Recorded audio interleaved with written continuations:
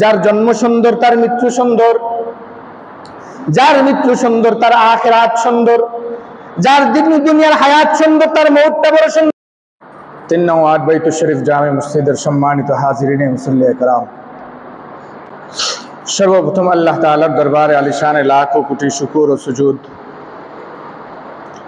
যে মহান রব্বে কাবা আপনার আমার হায়াতকে দীর্ঘায়িত করে লম্বা করে, আল্লাহ তাআলা আপনাকে আমাকে সুস্থ সবল রেখে, আল্লাহ তাআলা আপনাকে আমাকে হাজারো লক্ষ কোটি মুসলমান থেকে যাচাই করে বাছাই করে আল্লাহ তাআলা তার মনোনীত ঘর মসজিদ আমাদের খানায় কাবা বাইতুল্লাহ, এই আল্লাহর ঘর মসজিদে আপনাকে আমাকে আগে ভাগে আসার মতো এবং বসার মতো তৌফিক দান করেছেন। এই জন্য আমরা সকলেই জবান খুলে আত্মার তৃপ্তি নিয়ে রবকে সন্তুষ্ট করার উপলক্ষে, মহান রব্বে কাবার শুকুর গুজার আদায় করার উপলক্ষে আমরা সকলেই জবান ভরে মহান মনিবের দরবারে কালিমাতু শুকর আদায় করি। আলহামদুলিল্লাহ। মুআজ্জাজ হাজিরিন, আমাদের থেকে যে সময়গুলা বিদায় নিচ্ছে, সময়গুলা অত্যন্ত দামি এবং কিমতি সময়। বেশ দামি দামি রজনী রাত্রি দিনগুলো আমাদের থেকে বিদায় নিতেছে। যে দিনগুলা যাচ্ছে, এই দিনগুলার কথা কোরআন ও কারীমের মধ্যে বহু জায়গায় আসছে, হাদিসের মধ্যে বহু জায়গায় আসছে। আমরা সকলেই জানি দিনগুলা যে কি গুরুত্বপূর্ণ, রজনীগুলো আমাদের থেকে যাচ্ছে, আমাদের সকলেরই কিছু না কিছু জানা আছে। এই জন্য আমরা এই দিনগুলাকে, এই সময়গুলাকে, প্রতিটা মুহূর্তকে, প্রতিটা সেকেন্ডকে আমরা কদর করার চেষ্টা করা, আমরা সময়কে গুরুত্ব দেওয়ার চেষ্টা করা। সময় চলে যাবে, আপনি অনর্থক সময় নষ্ট করলে আপনার দিন শেষ হয়ে যাবে, ইবাদতের মধ্যে সময় কাটাইলেও আপনার দিন শেষ হয়ে যাবে। সারা রাত্র মোবাইল টিপলেন, নগ্ন ছবি দেখলেন, রাত্র শেষ হয়ে গেল। জেনা, বেবিচার, মদ, জুয়া, আড্ডার মধ্যে সময় কাটাইলেন, রাত্র শেষ হয়ে গেল। আবার সারা রাত্র ইবাদতে যারা কাটাইছে, কোরআন তেলাওয়াত, তাসবিহ, তাহলিল, তাহাজ্জুদ, কিয়ামুল লাইলে যারা তাদের রাত্রিকে কাটাইছে, তাদেরও রাত্র শেষ হয়ে গেছে। তাদেরও সকাল হবে, ওই হারামখোরেরও সকাল হবে। তো দুজনের সকালের মধ্যে পার্থক্য আছে। একজন আল্লাহর শুকুর গুজার বান্দা হয়েছে, আরেকজন আল্লাহর আবদে কাফুর হয়েছে, আল্লাহর অকৃতজ্ঞ বান্দা হয়েছে।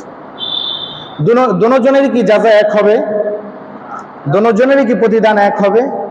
যে আল্লাহর শুকুর গুজার বান্দা হয় তার প্রতিদান আর যে আল্লাহর না শুকুর গুজার বান্দা হয় তার প্রতিদান এক হয়? হ্যাঁ।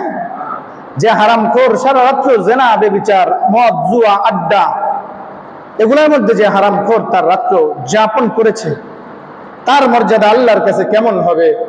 আর যে মুত্তাকি সারা রাত্রিবেলা আল্লাহর ভয়ে যায় নামাজে দাঁড়ায়ছে, আল্লাহকে সন্তুষ্ট করার জন্য যায় নামাজে দাঁড়ায়ছে, ওই আল্লাহর বান্দার প্রতিদান আল্লাহর কাছে কেমন হবে?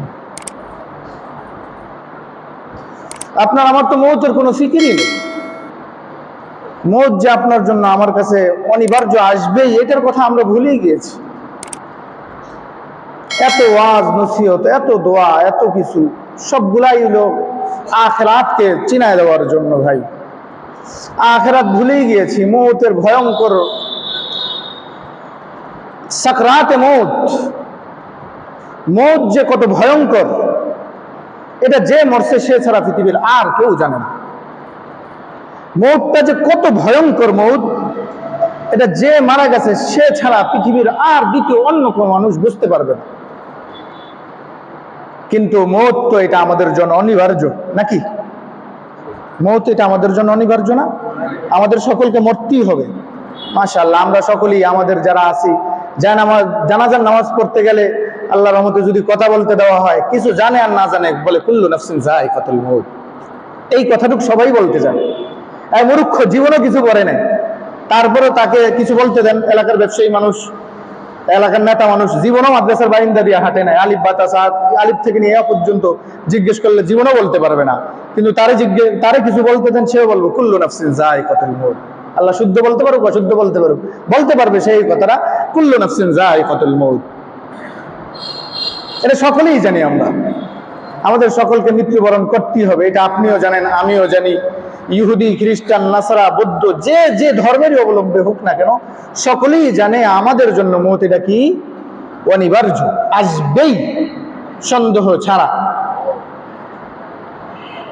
ফাইদা জাআ আজালুহুম ফালা ইস্তাখিরুনা সাআহ ওয়ালা ইস্তাকদিমুন। মওত তোমার জন্য অনিবার্য, আসবেই, এক সেকেন্ড আগেও আসবে না, এক সেকেন্ড পরেও আসবে না। একটা সেকেন্ড তোমাকে সময় দিবে না, একটা মুহূর্ত তোমাকে থাকতে দিবে না। দুনিয়া বড় নিষ্ঠুর দুনিয়া, কাউকে জায়গা দেয় না, কাউকে জায়গা দেয় না, কাউকে থাকতে দেয় না, কাউকে জায়গা দেয় না। কত নিষ্ঠুর, কত নিষ্ঠুর দুনিয়া। এই মুহূর্তে যদি আপনি মারা যান, এই মুহূর্তে মারা যান, আর আপনাকে আপনার বাসায় ঢুকানো হবে না। যে ঘর খাট পালন করার জন্য, যে বিল্ডিং, অট্টালিকা, সোফা, ফার্নিচার, এসি, এগুলা সাজাবার জন্য পুরো জিন্দেগি লাগায় দিয়েছেন, এই মুহূর্তে মারা যান, এই মুহূর্তে মারা যান, আপনাকে আর আপনার ঘরে ঢুকানো হবে না, আপনাকে আর আপনার ঘরে ঢুকানো হবে না। এই অল্প কিছুদিনের আগের ঘটনা বলি। এই অল্প কিছুদিন আমাদেরই পরিচিত এক মুহিদ্দিন, খুব সম্পর্ক রাখে দিনের কাজের সাথে, ঢাকাতে 4.5 কোটি টাকা দিয়ে একটা বাড়ি করেছে, 2 তলা বাড়ি করেছে, 4.5 কোটি টাকা দিয়ে বাংলো বাড়ি করেছে। বাড়ি করার মাস 2-3 পরে অসুস্থ হয়ে পড়ছে। বাংলাদেশের সবচেয়ে উন্নত হসপিটাল এভার কেয়ার, অ্যাপোলোতে ছিল, লাইফ সাপোর্টে ছিল, মারা গেছে। মারা গেছে রাত্রটা শুধু রাত্রটার জন্য তারা ওই এভার কেয়ার হসপিটালই রাখছে, তার বাড়িতে আর নেয়, বলে সকালে এখান থেকে গ্রামে নিয়ে যাও। তাকে সকালে এই জায়গা থেকে গ্রামে নিয়ে যাওয়া হবে, আর বাড়িতে ঢুকানো হবে না। পুরো জিন্দেগি কাটাই দিছে ওদিকে, ছেলেমেয়ের ভবিষ্যতের দিকে তাকাইতে তাকাইতে নিজের আখিরাত বরবাদ করে দিয়া, ছেলেমেয়ের জিন্দেগি গোছাইতে গোছাইতে নিজের আখিরাত বরবাদ করে দিছে। 4.5 কোটি টাকার বাড়িতে আর মারা যাওয়ার পরে আর ঢোকার সৌভাগ্য হয় না। তো আপনি যে দুনিয়া নিয়ে এত অতৃপ্ত, কেন এত অতৃপ্ত? আপনার তৃপ্তি কবে আসবে?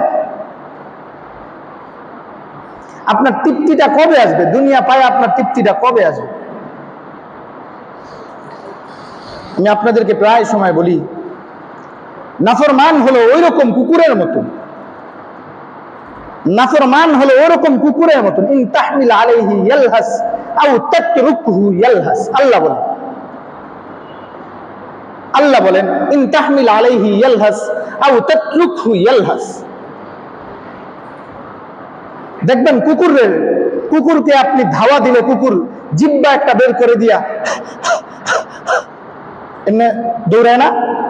আবার কুকুর আপন জায়গায় দাঁড়ায় আছে, তখন দেখবেন কুকুর জিহ্বা বের করে দিয়া এমন করে, কি করে না? আল্লাহ বলে ইন তাহমিল আলাইহি ইয়ালহাস আও তাতরুকহু ইয়ালহাস। নাফরমান হলো ওই কুকুরের মতন, কুকুর পাইলেও অতৃপ্ত, না পাইলেও অতৃপ্ত, নাফরমান পাইলেও অতৃপ্ত, না পাইলেও নাফরমান অতৃপ্ত। নাফরমানদের জিজ্ঞেস করেন, ভাই কেমন কিনা বেচা, কেমন? না, আগের বেচা কিনা নাই, আগের বেচা কিনা নাই। ওদিকে দেখতেছেন ট্রাক থেকে মাল নামতেছে, আরেক জায়গায় ট্রাক লোড হচ্ছে, লোড আনলোড দুটোটাই হচ্ছে, বেচা কিনা চলতেছে, মানুষকে দিতেছে, দোকানের মাল শেষ হইতেছে, কিনা বেচা সব চলতেছে। জিজ্ঞেস করেন, ভাই কিনা বেচা? না, আগেরটা নাই। আগের কোনটা নাই? 350 বছর আগে যেটা আছে সেটা নাই। বেচা কিনা আগের কোনটা নাই বুঝাইতেছেন, কোন বছরেরটা নাই? তো নাফরমান পাইলেও অতৃপ্ত, নাফরমান না পাইলেও কি অতৃপ্ত। এই জন্য ভাই দুনিয়া আমাকে ছাড়তেই হবে, দুনিয়া আমাকে ছাড়তেই হবে। দুনিয়া কাউকে থাকতে দেয় না, দুনিয়া বড় পাষাণ দুনিয়া, এখানে কারো ঠাই হয় না, কাউকে দুনিয়া স্থায়ী ঠিকানা দেয় না। দুনিয়া আপনাকে আমাকে ছাড়তেই হবে। যদি ছাড়াই লাগে তাহলে দুনিয়া থেকে যাওয়ার আগে নিজেকে নিজে প্রস্তুত করে নে, নিজে দুনিয়া ছাড়ার আগে নিজেকে প্রস্তুত করে। এটাই আল্লাহ তাআলা কুরআনুল কারীমের মধ্যে বলেন, ইয়া আইয়ুহাল্লাযীনা আমানুত্তাকুল্লাহ হাক্কা তুকাতিহি ওয়া লা তামুতুন্না ইল্লা ওয়া আনতুম মুসলিমুন। আরেক জায়গায় আল্লাহ বলেন, ইয়া আইয়ুহাল্লাযীনা আমানু দুখুলু ফিস সিলমি কাফা হে ঈমানদারেরা, তোমরা পরিপূর্ণভাবে তোমাদেরকে ইসলামের মধ্যে আবরণ করে নাও, তোমরা তোমাদেরকে পরিপূর্ণ ইসলামের মধ্যে সাজিয়ে নাও। তোমার জিন্দেগির পুরাটাই তুমি ইসলামের সাজে সজ্জিত করো। কিছু মানলা না, এরকমটা হবে না। তোমার পারিবারিক জীবন তুমি ইসলামের মধ্যে দিয়ে সাজাও, তোমার নিজস্ব জিন্দেগি তুমি ইসলাম দ্বারা সাজাও, তোমার ব্যবসায়িক জিন্দেগি তুমি ইসলামের মাধ্যমে সাজাও, তোমার কর্মস্থল তুমি ইসলামের মাধ্যমে সাজাও। ইয়া আইয়ুহাল্লাযীনা আমানু দুখুলু ফিস-সিলমি কাফা, তোমার বেশভূষ তুমি ইসলামের সাজে সজ্জিত করো। তোমাকে দেখলে যেন একজন ইসলামওয়ালা মনে হয়, তোমাকে দেখলে যেমন একজন ঈমানওয়ালা মনে হয়, তোমাকে দেখলে যেন একজন মুত্তাকি মনে হয়। এটাই আল্লাহ তাআলা কুরআনুল কারীমের মধ্যে বলেন, ইয়া আইয়ুহাল্লাযীনা আমানু দুখুলু ফিস-সিলমি কাফা, তোমাকে স্বয়ং সম্পূর্ণভাবে ইসলামে আবরণ হইতে হবে, তোমাকে স্বয়ং সম্পূর্ণভাবে ইসলামের মধ্যে ঢুকতে হবে। আল্লাহ তাআলা আরো বলেন, ইয়া আইয়ুহাল্লাযীনা আমানুত্তাকুল্লাহ হাক্কা তুকাতিহি ওয়া লা তামুতুন্না ইল্লা ওয়া আনতুম মুসলিমুন। আল্লাহ তাআলা আরেক জায়গায় বলেন, ইয়া আইয়ুহাল্লাযীনা আমানুত্তাকুল্লাহ, হে ঈমানদারেরা। কি বলতেছেন? হে ঈমানদারেরা, তোমরা আল্লাহকে ভয় করো। আমানুত্তাকুল্লাহ, ইত্তাকুল্লাহ, আল্লাহকে ভয় করো। এই কথাটা যে আল্লাহ কত জায়গায় বলছে, ঈমানদারদেরকে ডাক দিয়ে আল্লাহ বলছে ইত্তাকুল্লাহ, ইত্তাকুল্লাহ। আল্লাহ কত জায়গায় যে ঈমানদারদেরকে সতর্ক করতেছে, হে ঈমানওয়ালারা, তোমরা আল্লাহকে ভয় করো। কেমন ভয় করবা? হাক্কা তুকাতিহি, ভয় করার মতন ভয় করতে বলা হয়েছে। কালেমা পড়লা, আরেক দিক দিয়ে নামাজ ছেড়ে দিলা, কালেমা পড়লা, আরেক দিক দিয়ে জুয়া খেললা, কালেমা পড়লা, আরেক দিক দিয়ে হারাম কাজে লিপ্ত ছিলা, কালেমা পড়ছিলা, ঈমান আনছিলা, আরেক জায়গায় জিনা ব্যভিচারের মধ্যে তুমি লিপ্ত ছিলা। আল্লাহ বলেন, না না, তা হবে না, তা তুমি করলে হবে না, তুমি পরিপূর্ণ ঈমানওয়ালা হইতে পারবে না। আমানুত্তাকুল্লাহ হাক্কা তুকাতিহি ওয়া লা তামুতুন্না ইল্লা ওয়া আনতুম মুসলিমুন। ততক্ষণ পর্যন্ত তোমরা মৃত্যুবরণ করবে না, কতক্ষণ পর্যন্ত তোমরা মৃত্যুবরণ করবে না? আল্লাহ বলে, ততক্ষণ পর্যন্ত তোমরা মৃত্যুবরণ করবে না যতক্ষণ পর্যন্ত তোমরা পরিপূর্ণ ঈমানদার না হয়ে যাও। তোমরা ততক্ষণ পর্যন্ত মৃত্যুবরণ করবে না যতক্ষণ পর্যন্ত তোমরা পরিপূর্ণ ঈমানওয়ালা না হয়ে যাও। পরিপূর্ণ ঈমানদার না হওয়া পর্যন্ত মৃত্যুবরণ করো না। এই জন্যই তো আল্লাহ তাআলা দুনিয়ার জমিনে মানুষদেরকে বানাইছেন তার ঈমানি পরীক্ষা নেওয়ার জন্য। মানুষগুলাকে দুনিয়ার জমিনে বানায়া ছেড়ে দিয়েছেন ঈমানি পরীক্ষা নেওয়ার জন্য। মানুষগুলাকে তার ঈমানি পরীক্ষা জায়গায় জায়গায় দেওয়া লাগবে। এমনকি নবীরাও দিয়েছে, আমাদের আকাবের আসলাফরা দিয়েছে কি দেয় নাই?